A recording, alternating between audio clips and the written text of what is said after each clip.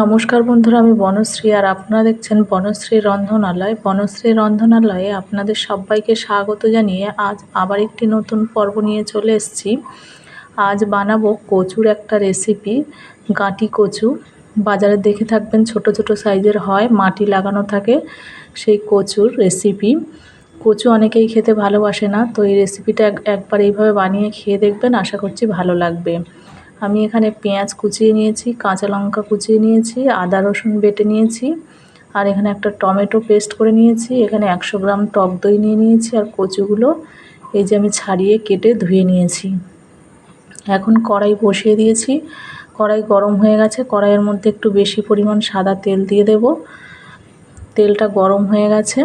এখন আমি এর মধ্যে যে কচুগুলো কেটে রেখেছিলাম সেই কচুগুলো দিয়ে হাই ফ্লেমে একদম ডিপ করে ভেজে নেব।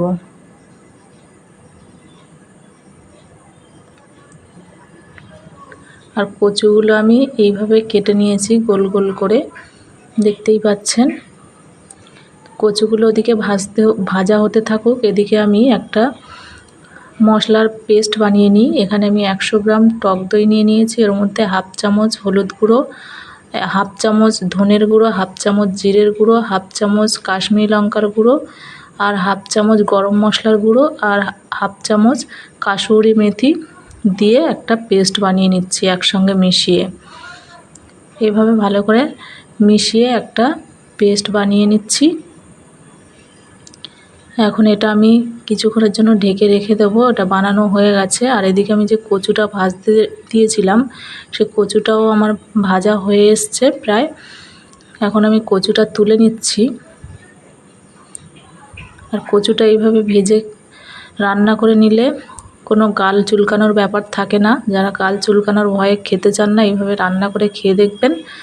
আর এখন আমি কড়াইয়ের থেকে একটু পরিমাণ তেল কমিয়ে নিয়ে ওর মধ্যে হাফ চামচ গোটা ধনে একটু হাফ ভাঙা করে দিয়েছি, আর দিয়েছি গোটা জিরে হাফ চামচ, কালো জিরে হাফ চামচ, আর জোয়ান হাফ চামচ দিয়ে এর মধ্যে আমি দুটো মিডিয়াম সাইজের পেঁয়াজ কুচি করে রেখেছিলাম, সেই পেঁয়াজটা দিয়ে দিলাম।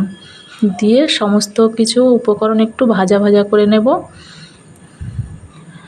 এইভাবে নাড়াচাড়া করে পেঁয়াজটা একটু কাঁচা গন্ধটা কাটিয়ে নেব।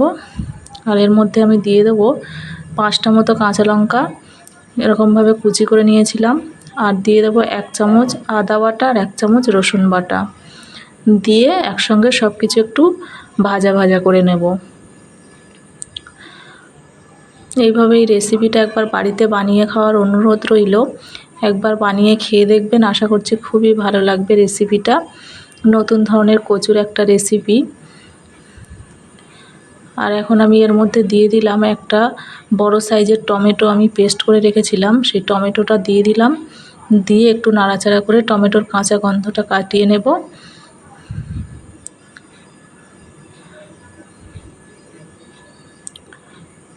টমেটোটা একটু নাড়াচাড়া করে নেওয়ার পর এর মধ্যে আমি যে দইয়ের মধ্যে মশলা দিয়ে পেস্ট বানিয়ে রেখেছিলাম সেই দইয়ের মশলার পেস্টটা এর মধ্যে দিয়ে দিলাম। দিয়ে একটু নাড়াচাড়া করে নিচ্ছি। আর একটু দইয়ের পেস্টের বাটিটা ধুয়ে সামান্য একটু জল দিয়ে দিলাম, দিয়ে মশলাটা একটু কষিয়ে নিচ্ছি।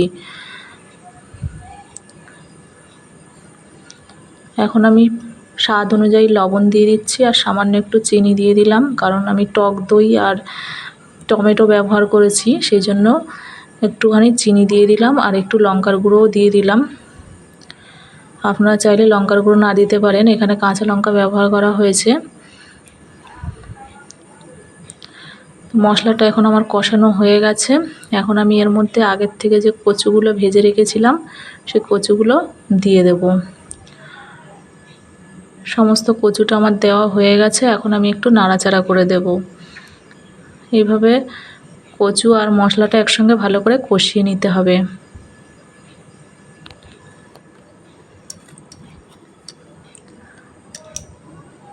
এখন আমার কচু কষানো হয়ে গেছে। এর মধ্যে আমি পরিমাণ মতো জল দিয়ে দিলাম, আর জলটা একটু বেশি পরিমাণে দিলাম, কারণ আমি একটুখানি ঝোল ঝোল রাখবো, শুকনো করব না। আপনারা যদি শুকনো খেতে চান তাহলে অল্প পরিমাণ জল দেবেন। এখন আমার তরকারিটা ফুটে গেছে। কিছুক্ষণের জন্য ঢেকে রেখে দিয়েছিলাম, আবার কিছুক্ষণ পরে ঢাকা খুলে আবার একটু নাড়াচাড়া করে দিচ্ছি। আর দেখুন তরকারির কালারটা কত সুন্দর দেখতে হয়েছে। একটু নাড়াচাড়া করে দেখিয়ে দিচ্ছি দেখুন। আর কচুগুলোও সিদ্ধ হয়ে গেছে, সেটা আমি ভেঙে দেখিয়ে দিচ্ছি। এই যে দেখুন কচুও সিদ্ধ হয়ে গেছে। আর রেসিপিটা যদি ভালো লেগে থাকে তো একটা লাইক শেয়ার কমেন্ট করে দেওয়ার অনুরোধ রইল। আর যদি কোনো বন্ধু চ্যানেলে নতুন হয়ে থাকেন চ্যানেলটা একবার সাবস্ক্রাইব করে রাখবেন, আর পাশে থাকা বেল আইকনটিও প্রেস করে দেবেন, যাতে আমার চ্যানেলের এরকম নতুন নতুন রান্নার নোটিফিকেশান সবার আগে আপনাদের কাছে পৌঁছে যায়। এখন আমি ওপর থেকে একটু ধনেপাতা কুচি ছড়িয়ে দিলাম, দিয়ে নাড়াচাড়া করে দিয়েছি, দিয়ে একটু ঢাকা দিয়ে কিছুক্ষণের জন্য রেখে দেবো। তারপর এই যে ঢাকা খুলে দেখাচ্ছি দেখুন তরকারিটা দেখতে কত সুন্দর হয়েছে, খেতেও খুবই সুস্বাদু হয়েছিল। তো এইভাবে একবার বানিয়ে খেয়ে দেখবেন, আশা করছি ভালো লাগবে। আজকের রেসিপি আমার এই পর্যন্ত। দেখা হচ্ছে পরবর্তী আরেকটি নতুন রেসিপিতে। ততক্ষণের জন্য সবাই ভালো থাকবেন, সুস্থ থাকবেন। সবাইকে অনেক অনেক ধন্যবাদ।